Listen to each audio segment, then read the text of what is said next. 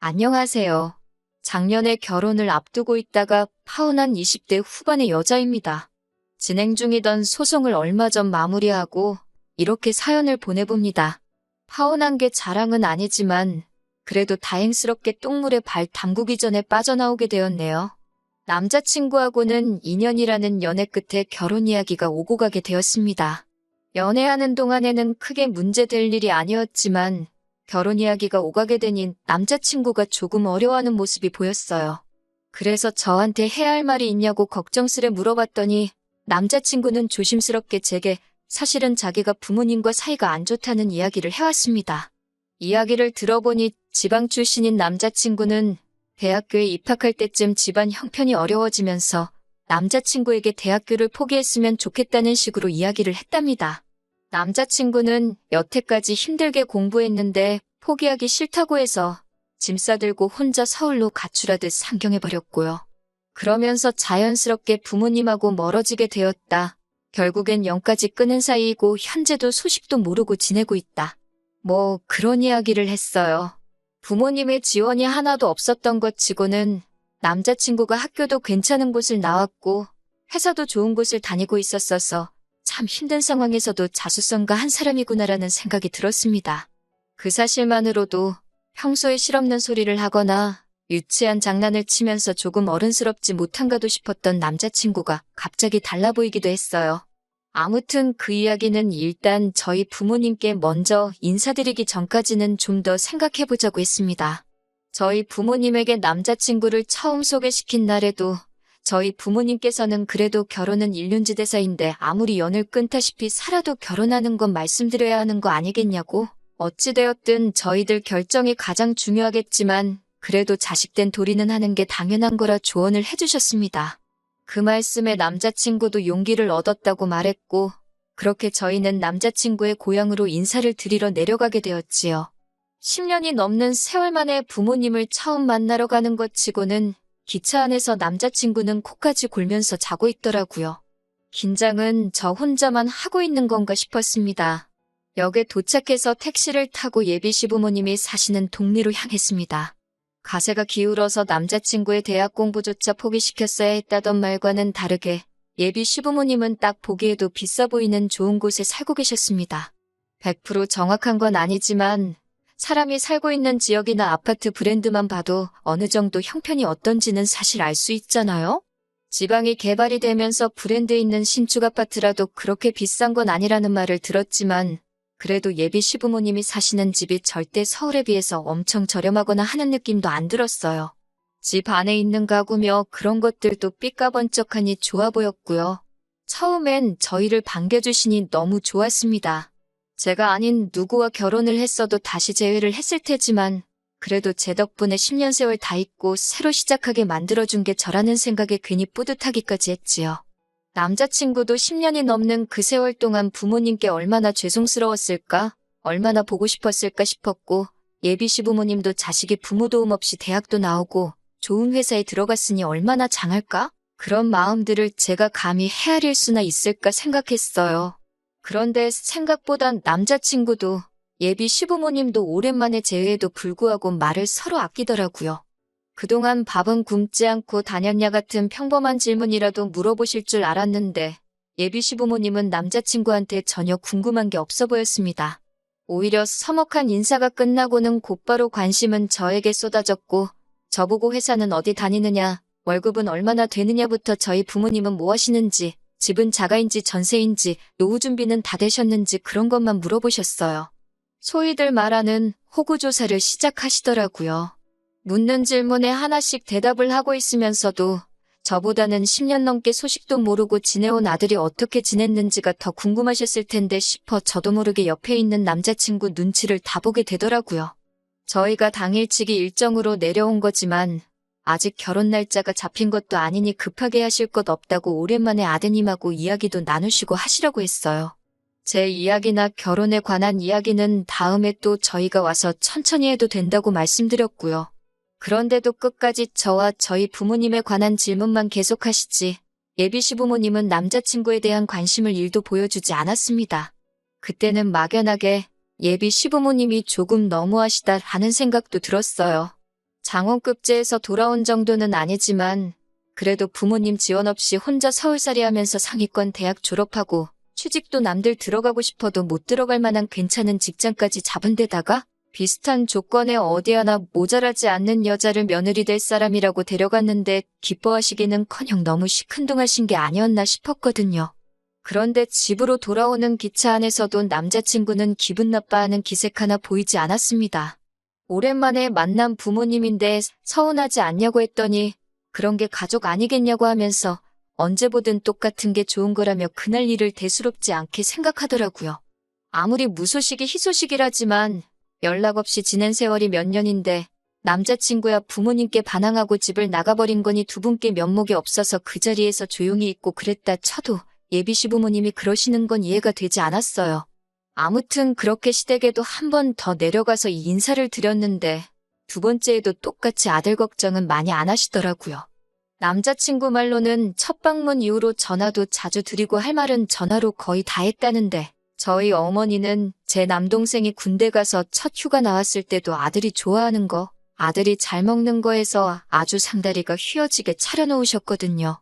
동생은 친구랑 술 먹을 거라고 집에서 밥 안 먹는다고 밖에 나가버리면 어머니가 부모 마음도 모른다고 하면서 엄청 서운해하셨고요.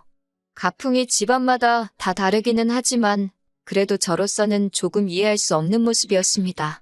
그래도 남자친구가 저 사이에 그다지 큰 문제도 없었고 결혼 준비는 차차 진행되고 있었지요. 그러던 중 어느 하루였습니다. 결혼할 때 가장 큰 비용이 들어가는 것이 신혼집이니만큼 돈 이야기를 하지 않을 수 없었습니다. 사실 남자친구가 먼저 말을 꺼내줬으면 했는데 다른 건 몰라도 그 부분에서만큼은 말을 아끼고 아무 말도 안 하더라고요.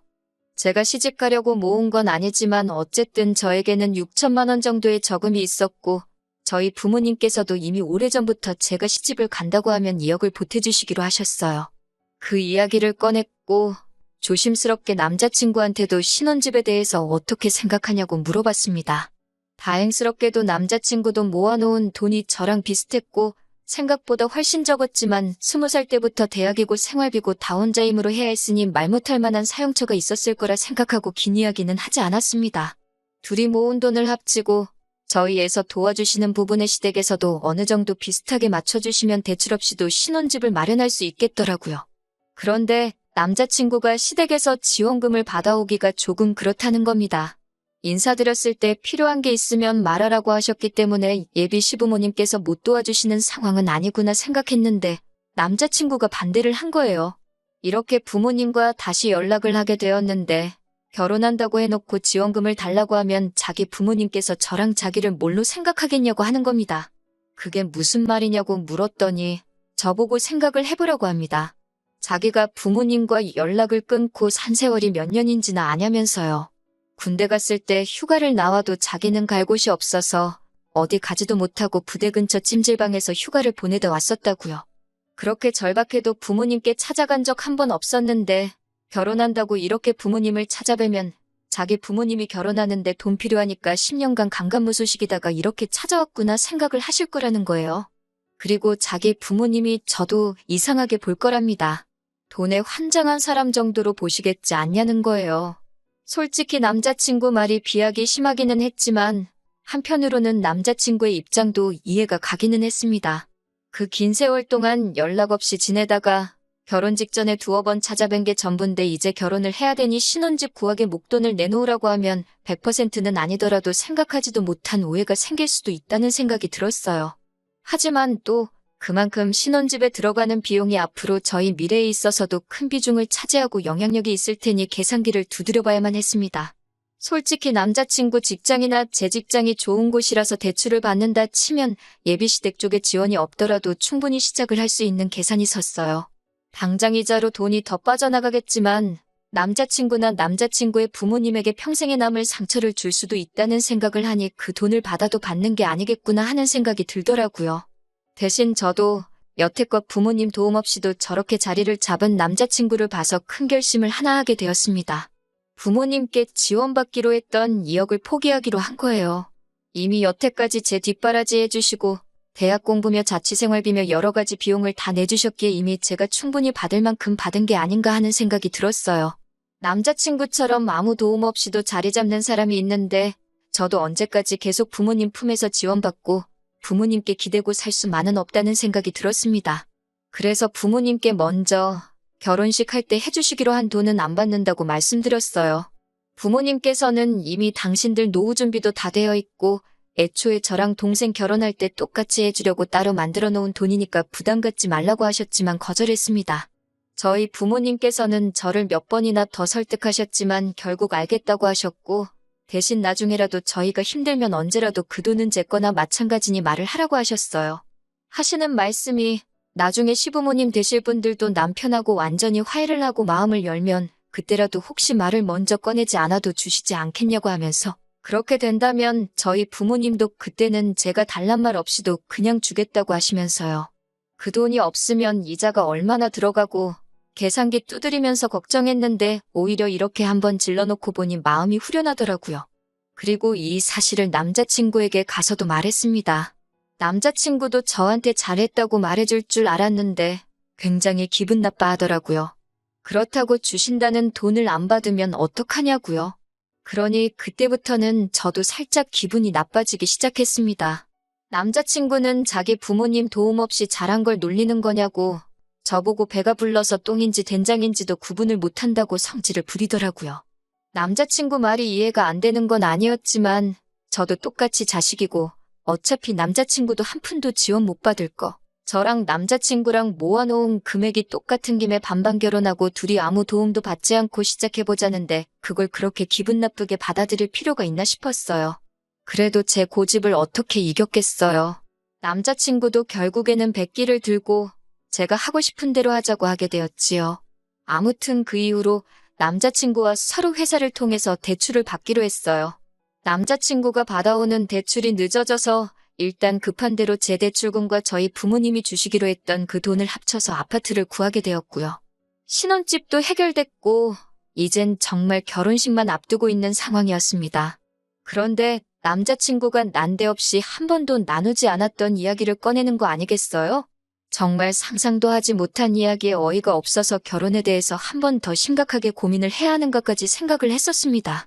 난데없이 남자친구는 이제 결혼을 하면 자기 월급에서 200만 원씩은 부모님께 드려야겠다는 거예요. 10년이 넘도록 속을 썩여왔는데 이제 결혼도 하고 자리를 잡으니 그동안 못했던 만큼의 효도를 하고 싶다는 거예요. 그게 난데없이 무슨 말이냐 따졌습니다. 효도하고 싶은 마음이야 알지만 우리 지금 빚을 얼마를 지고 결혼하는 건지는 아냐고 한 달에 이자로 나가는 돈이 얼마인지 알고 그 금액을 드리느냐고 따졌어요. 한 달에 20만 원씩 드리는 거면 몰라도 그 10배를 드린다니 어이가 없었죠. 심지어 그 돈이면 남자친구가 받는 월급의 절반 정도가 되는 돈이고 거기서 생활비와 대출이자를 제외하면 남는 돈이 한 푼도 없는 상황이었으니까요. 그리고 결혼할 때 받는 것도 없지 않느냐고 따졌더니 꼭 받는 게 있어야만 효도를 해야 하는 거냐면서 저보고 너무 독하고 박하다고 하는 겁니다. 그래서 남자친구한테 현실을 알려줘야겠다고 생각했어요. 당신이 당신 부모님께 그 돈을 꼭 줘야겠다면 나도 같은 액수를 부모님께 드리겠다고 말했습니다. 진짜로 드릴 생각이 있던 건 아니고 남자친구가 실제로 저희가 둘이 합쳐 한 달에 정확하게 얼마를 버는지를 알고 대출이자나 여러 가지 고정적으로 나가게 되는 지출이 얼마고 생활비와 적금으로 나갈 돈 얼마에서 총 얼마가 남는지 알려주고 싶었어요. 그리고 그걸 알려줌으로 인해서 자기가 지금 부모님께 돈을 드리겠다는 게 얼마나 어이없는 말인지 알려주려고 했던 겁니다. 그런데 남자친구는 어이가 없다는 듯한 표정으로 제가 저희 부모님한테 돈을 주는 게 말이나 되냐는 겁니다. 너가 주는 건 되고 내가 주는 건 안 되냐 했더니 저희 부모님이 지원해 주시기로 했던 돈 2억을 안 받기로 했으니 따지고 보면 우리가 저희 부모님한테 2억을 드린 거나 마찬가지인 셈 아니냐고 하더군요. 무슨 그런 어이가 없는 계산법이 있냐고 따지니 안 되겠다 싶었는지 자기가 부모님과 10년 넘도록 연을 끊고 살았고 어쩌고 저쩌고 하면서 정에 호소를 하더라고요. 계속 이야기해봐야 답도 나오지 않을 것 같고 해서 남자친구한테 생각 좀 해보겠다고 말하고 집에 돌아왔습니다. 생각 좀 해보겠다는 게 어떻게는 남자친구 부모님께 돈을 드리려고 하는 생각이 아니라 애초에 결혼을 다시 생각해봐야겠다는 뜻도 들어있었는데 남자친구는 그런 것도 모르고 잘 좀 생각해보고 자기 마음 좀 헤아려달라고 하는 거예요. 자기도 이제 부모님께 효도하면서 살고 싶다고 말이죠. 그러고 3일도 안 있어서 이것이 전부 다 남자친구가 저와 저희 부모님 돈을 가지고 개수작을 부리고 있었다는 걸 알게 되었습니다. 정말 결혼식 날짜도 잡혀 있고 10만 올리면 되는 상황이었어요. 결혼식을 얼마 앞두고서 직접 청첩장을 보내지 못한 사람들에게는 모바일 청첩장으로 대체를 하게 되었습니다. 그런데 저랑은 거의 인연이 없는 타부서의 남직원이 와서 저에게 우연도 이런 우연이 다 있냐면서 아는 체를 하는 겁니다. 그 직원은 자기가 제 남자친구와 같은 부대를 나온 군대 동기라고 했어요. 입대일도 같아서 훈련소 때부터 같이 동고동락했었다고 해요. 전역 후에도 친구처럼 지낼 줄 알았는데 전역하고 나서는 연락이 거짓말처럼 끊어졌어서 영영 못 보는가 싶어 서운했었다는데 이렇게 동료 직원의 남편이 되게 되었다니 아무래도 자기들은 인연이 맞는가 보다라면서 결혼식에 꼭 참석하겠다고 하더라고요. 그런 인연인 줄은 또 몰랐다고 저도 신기해하고 있는데 그 직원이 결혼식에 가면 오랜만에 제 남자친구 부모님도 뵙겠다. 다른 군대 동기들한테도 연락 한번 해보겠다고 하는 겁니다. 자연스럽게 대화가 넘어가다가 갑자기 남자친구 부모님 이야기가 나왔다는 걸 눈치채고 뭔가 낌새가 이상해서 그게 무슨 말이냐고 물어봤어요. 그리고 그 동료 직원의 말에 저는 경악을 금치 않을 수 없었습니다. 동료 직원이 하는 말이 남자친구 부모님, 특히 어머님이 엄청 극성이셔서 자대 배치 받고 나서는 거의 한 달에 2번은 남자친구 면회를 오셨다고 설명하더군요. 온 김에 아들 잘 부탁한다고 군대 선임들이며 동기들한테도 짜장면 한 그릇씩 사주시고 그랬답니다. 휴가 나오는 날에도 부대 앞까지 찾아오셔서 기다리고 계셨다고 해요. 남자친구 고향이 바다가 가까운 곳이라서 휴가를 맞춰 나와가지고 동기들끼리 바다에서 놀고 그랬던 추억이 있다고 합니다. 그래서 그 동료 직원도 저녁 이후에도 당연히 오래 알고 지낼 거라고 생각했는데 연락이 끊기게 되어서 아쉬웠다고 말하는 거였고요. 그런데 말이 맞지가 않았습니다. 남자친구는 대학교에 입학하면서부터 부모님과 연을 끊었다고 말했고 군대에서도 휴가 나올 때 갈 곳이 없어서 찜질방에서 먹고 자고 했다고 이야기를 했었으니까요. 그래서 제가 다른 사람하고 착각한 거 아니냐까지 물어봤는데 그 동료 직원이 자기 사진첩에 그때 찍은 사진이 있으니까 집에 가서 저한테 보내준다고까지 하는 거였어요. 그날 저녁에 동료 직원이 보내준 사진을 확인했을 때 사진 안에 정확하게 남자친구와 동료 직원 그리고 예비 시부모님까지 전부 다 사진 속에 세상 다정한 모습으로 있더군요.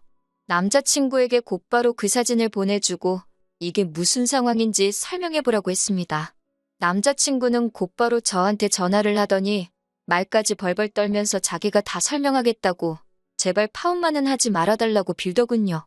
그렇게 남자친구가 무슨 수작을 부리려던 건지 다 알게 되었습니다. 자기 부모님 형편이 어려워졌다는 것도 뻥이고 연을 끊고 지낸 것조차 다 거짓말이었던 거죠. 우리가 결혼하면서 자기 부모님이 돈 한 푼 내지 않게 하려고 연을 끊고 지냈네 어쩌네 하면서 저한테 미안한 마음이 들게 만든 거지요. 그러다가 제가 저희 부모님이 지원해 주시는 돈을 안 받겠다고 말하니 남자친구 딴에는 한 푼도 안 드리고 편하게 시작할 줄 알았는데 대출을 받아야 하니 본전 생각이 났던 겁니다.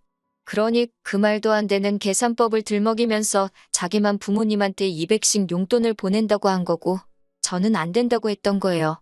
그리고 나중 가서는 저희 부모님한테 지원금을 받아내려고 실제로는 회사 통해서 대출도 안 받았었다고 하고요. 연애하면서 제가 느껴온 남자친구의 본 모습을 알게 되니 이게 무슨 일인가 싶었어요. 그 자립심 강해 보이고 책임감 있어 보이던 남자친구는 자기 부모님 돈 아껴주려고 저한테 거짓말을 일삼은 천하의 둘도 없는 인간 쓰레기였던 겁니다. 제발 파혼만큼은 하지 말아달라고 하는데 파혼이 문제겠냐고 사기죄로 고소해버리겠다고 했어요. 고소장을 진행하는 와중에 아주 난리가 난 겁니다. 지방에 있는 남자친구 부모님까지 오셔가지고는 제발 한 번만 선처해달라 제 다리를 붙잡고 빌더라고요. 하지만 그때는 배신감에 치가 떨려서 그대로 고소를 진행했습니다. 그래도 한때 결혼까지 생각한 사람인데 돈을 뜯긴 것도 아닌데 이 정도면 됐지 않냐면서 저희 부모님께서도 선처를 해주라고 저를 설득하셨어요. 남자친구는 운이 좋았죠. 그래도 연애하는 동안 저한테도 잘했고 저희 부모님한테도 점수를 잘 따놓았기에 더 이상 제 눈앞에 띄지 않는 조건으로 고소를 취하해줬습니다. 그런데 사기죄는 고소 취하가 되더라도 죄는 남는다고 하더군요. 무죄 판결을 받기는 했지만 그 과정에서 결국 남자친구는 회사에서 잘리고 사기꾼이라는 꼬리표까지 얻게 되면서 앞으로의 미래도 불투명해지고 말았다네요. 그 소식을 전해 듣는데 미안한 마음이 들지는 않았어요. 죄를 지었으면 죗값을 치러야지요. 비록 저도 청첩장까지 다 돌려둔 마당에 파혼을 하게 돼버렸지만 오히려 그 편이 저한테는 운이 좋았던 거라고 볼 수 있겠네요. 당분간은 결혼의 결자도 생각할 시간이 없을 것 같아요. 이 상처가 언제 치유가 될지는 모르겠지만 앞만 보면서 달려나가야겠지요. 그나마 좋은 소식은 그래도 결혼 앞두고 구해놓은 신혼집이 남자친구가 늦장 부린다고 돈 한 푼도 가져오지 않아서 제 명의로 매매를 했었거든요. 그런데 곧바로 재개발호재가 생겨서 집값이 오르고 있네요. 대출이자 혼자 갚아나가는 건 힘들겠지만 저도 당초에 계획한 대로 부모님 품을 떠나서 한번 제 스스로 자리를 잡아보려고 합니다. 좋은 소식 있도록 저를 응원해주세요.